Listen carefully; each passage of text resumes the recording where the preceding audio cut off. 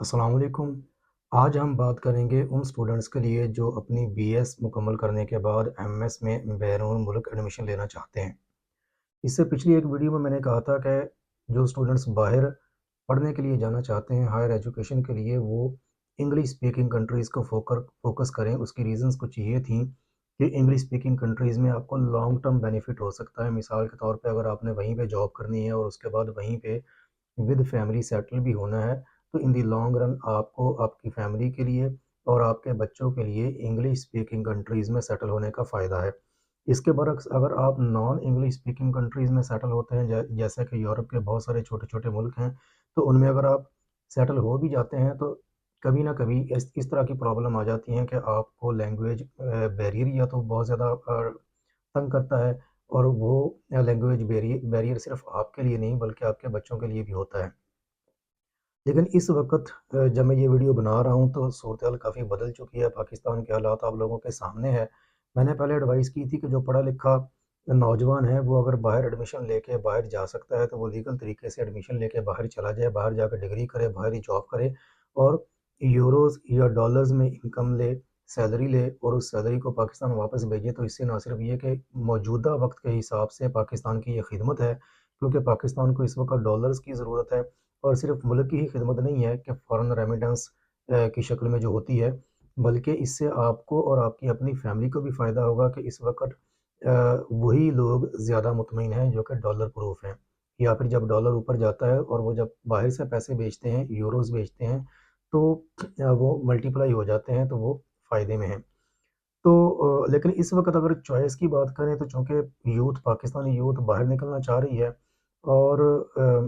जो बाहर की यूनिवर्सिटीज़ हैं और जो एम्बेसीज़ हैं उनमें एप्लीकेशंस की भरमार होगी। तो ऐसे में जो सिंसियर स्टूडेंट्स हैं, जो अच्छे रिज़ल्ट वाले स्टूडेंट्स हैं, जिनका एडमिशन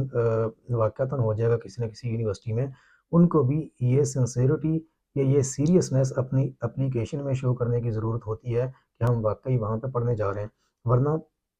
बहुत सारी यूनिवर्सिटीज़ में, फ़ॉरेन यूनिवर्सिटीज़ में जब एडमिशन्स की भरमार होती है, तो वो बहुत सारे फिर पाकिस्तानी स्टूडेंट्स के एडमिशन को और एम्बेसी वीज़ों को रिजेक्ट कर देती है। तो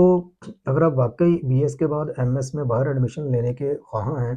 तो फिर एक तो ये कि बहुत सारे स्टूडेंट्स जब आते हैं, मिलते हैं, तो वो ये चाह रहे होते हैं कि कोई ऐसी इन्फॉर्मेशन, कोई ऐसी अपॉर्च्युनिटी मिले कि जिसमें हम अप्लाई करें, हमारा एडमिशन भी हो जाए, हमें कोई ना कोई स्कॉलरशिप भी मिल जाए, हमारी सारी मसाइल हल हो जाएँ।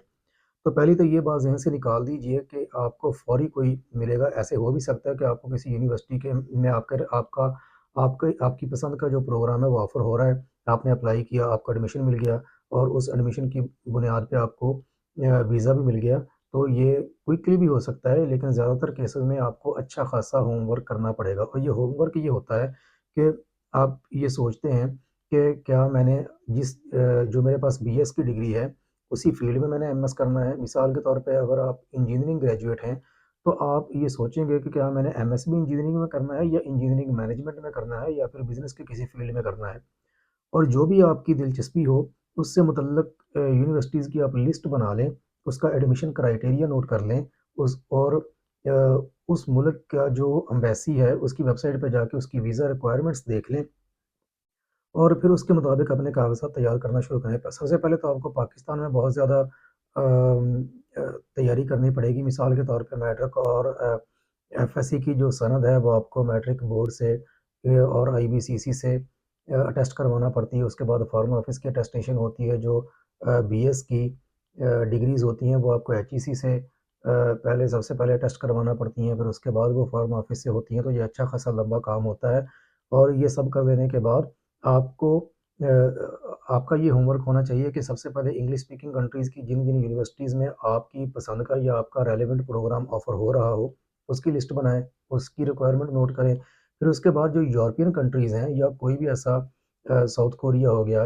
इवन चाइना हो गया, चाइना का स्कॉलरशिप भी आजकल जो है ना, लोग समझते हैं कि चाइना के स्कॉलरशिप को इतना ज़्यादा अहमियत नहीं देते जितनी वो यूरोपियन या अमेरिकन स्कॉलरशिप को देते हैं। तो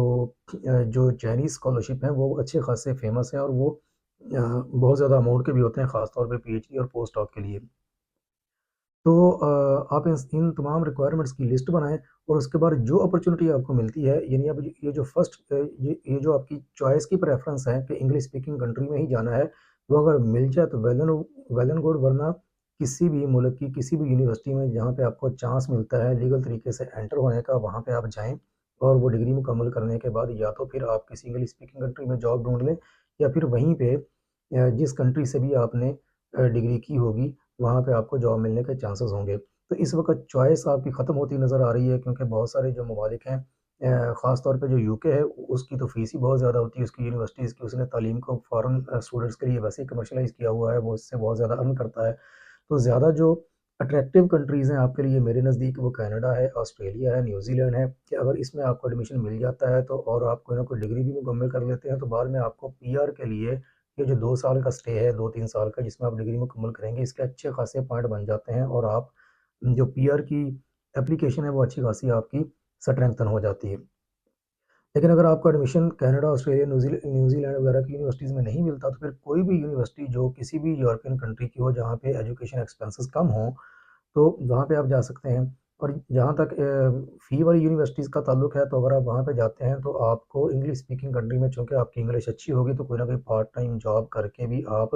अगर डिग्री लेने में कामयाब हो जाते हैं, तो आज के सिनेरियो में ये आपके लिए कोई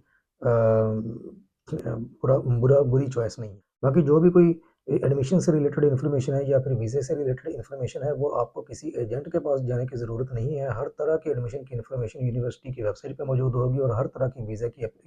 जो इन्फॉर्मेशन है, वो एम्बेसी की वेबसाइट पे मौजूद होगी। अगर कुछ क्लैरिटी ना हो, तो डायरेक्ट इंटरनेशनल ऑफ़िस जो किसी भी यूनिवर्सिटी का होता है, उसको ईमेल कीजिए, वो आपको क्लैरिफ़ाई कर देंगे। और अगर वीज़े के मतलब कोई इन्फॉर्मेशन चाहिए हो, तो एम्बेसी को लिखिए, वो आपको क्लियर कर देंगे। तो फर्दर कोई इन्फॉर्मेशन आपको चाहिए हो, तो कमेंट में बताइएगा, उसके ऊपर भी बात कर लेंगे। तब तक के लिए अल्लाह हाफ़िज़।